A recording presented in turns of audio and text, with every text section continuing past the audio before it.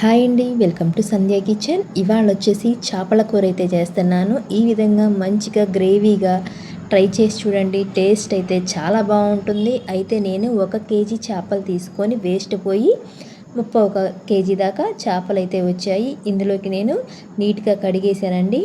కాస్త ఉప్పు, నిమ్మకాయ, పెరుగు వేసి నీట్గా కడిగేసుకోవాలి. ఈ విధంగా కడిగేసుకొని నీళ్ళు లేకుండా చూసుకోవాలి. ఇప్పుడు ఇందులోకి కొంచెం ఆయిల్ వేసుకుందాము. ఈ ముక్కకి తగ్గట్టు సాల్ట్ అయితే వేసుకుందాము. కొంచెం పసుపు వేసుకొని 1 స్పూన్ దాకా కారం వేసుకుందాము. ఇప్పుడు ఇదంతా చక్కగా కలిసిపోయేలాగా బాగా కలిపేసుకొని ఇదైతే పక్కన పెట్టేసుకుందాము. ఈ విధంగా చేపల కూర అయితే ట్రై చేయండి, చాలా బాగుంటుంది టేస్ట్ అయితే. ఈ విధంగా కలిపేసుకున్నాము కదా, ఇదైతే పక్కన పెట్టేసుకుందాము. ఇప్పుడు గ్యాస్ ఆన్ చేసుకొని కడాయి పెట్టుకుందాము. నేనైతే చికెన్ ఫ్రై చేసిన ఆయిల్ ఉంటే దాంతో నేను ఈ చేపల్ని ఫ్రై చేస్తున్నాను. ఈ చేపల్ని కూడా హై టు మీడియం ఫ్లేమ్లో పెట్టుకొని ఒక 70% ఫ్రై చేసుకోవాలి. అటు ఇటు తిప్పుకుంటా బాగా ఫ్రై చేసుకోవాలి. ముక్క కాస్త చిదురవుతుంది, అయినా కూడా బాగా ఫ్రై చేసుకోవాలి. ఇదిగోనండి, ఈ విధంగా బాగా ఫ్రై అయ్యాయి కదా. ఇప్పుడు తీసి ఒక ప్లేట్లో పెట్టేసుకొని మొత్తం ఇలాగే వేసుకొని ఫ్రై అయితే చేసుకుందాము.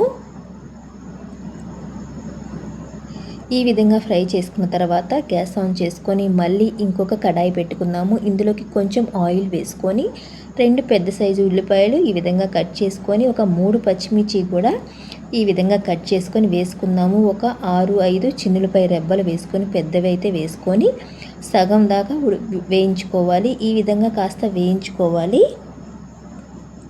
ఇది కాస్త వేగిన తర్వాత వేడి ఆరిన తర్వాత ఒక మిక్సీ జార్లోకి వేసుకొని కచ్చా పచ్చాగా మిక్సీ పట్టుకోవాలి. ఇప్పుడు ఇదే కడాయిలోకి కొంచెం ఆయిల్ వేసుకొని 1 స్పూను అల్లం వెల్లుల్లి పేస్ట్ వేసుకుందాము. ఇది కాస్త పచ్చివాసన పోయేలాగా వేయించుకున్న తర్వాత మనం మిక్సీ పట్టిన ఉల్లిపాయ పేస్ట్ ఇందులోకి వేసుకుందాము. అయితే ఫ్రెండ్స్, నేను చేసే వీడియోస్ కనుక మీకు నచ్చినట్టయితే లైక్ చేసి సబ్స్క్రైబ్ చేయండి.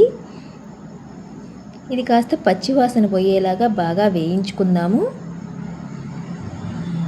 ఇది కాస్త వేగిన తర్వాత ఇందులోకి ఒక 2 టమాటాలు ఈ విధంగా కట్ చేసుకొని కొంచెం పసుపు వేసుకొని ఇందులోకి వేసుకొని మూత పెట్టేసుకొని కాస్త ఈ టమాటాలు అనేవి బాగా మగ్గిచ్చేసుకోవాలి. మూత పెట్టేసుకొని కాస్త మగ్గిచ్చేసుకుందాము.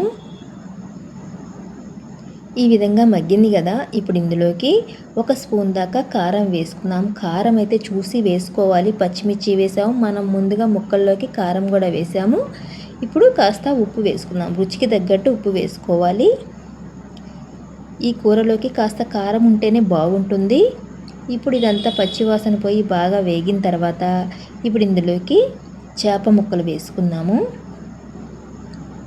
మనం ఫ్రై చేసుకున్న చేప ముక్కలు వేసుకొని ఇందులోకి ఒక పెద్ద సైజు నిమ్మకాయ అంత చింతపండు తీసుకొని గుజ్జు తీసుకొని ఇందులోకి అయితే వేసుకుందాము.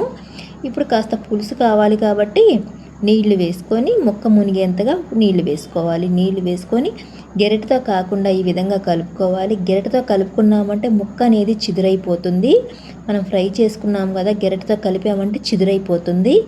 ఈ విధంగా మన ఆనియన్ పేస్ట్ అంతా పైకి వచ్చేలాగా ఈ విధంగా కడాయితో కలిపేసుకోవాలి. ఇప్పుడు ఇందులోకి నచ్చితే మాత్రం మామిడి ముక్కలు వేసుకోండి. నేను ఒక చిన్న సైజు మామిడికాయ తీసుకొని పైన చెక్కు తీసేసి మామిడికాయ ముక్కలు అయితే వేసాను, పెద్ద సైజుగా వేసాను. నచ్చితే వేసుకోండి, లేదంటే అవసరం లేదు.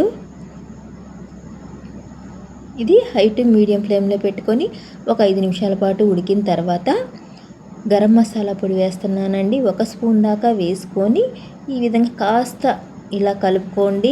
ఎక్కువగా కలిపామంటే ముక్క చిదురైపోతుంది. ఈ విధంగా కాస్త లైట్గా ఈ విధంగా కలుపుకోండి. తర్వాత కొత్తిమీర వేసుకొని ఇదంతా ఒకసారి చేత్తో ఇలాగా కలిపేసుకోవాలి. ఒక 5 నిమిషాల పాటు సిమ్లో పెట్టి ఉడికిచ్చేసుకున్నామంటే చేపల కూర అయితే రెడీ అయిపోయినట్లే. ఈ విధంగా ఉడికిన తర్వాత గ్యాస్ ఆఫ్ చేసిన తర్వాత చూపిస్తున్నాను. ఈ వీడియో కనుక మీకు నచ్చినట్టయితే లైక్ చేయండి, షేర్ చేయండి, కామెంట్ చేయండి, సబ్స్క్రైబ్ చేయటం మాత్రం మర్చిపోకండి.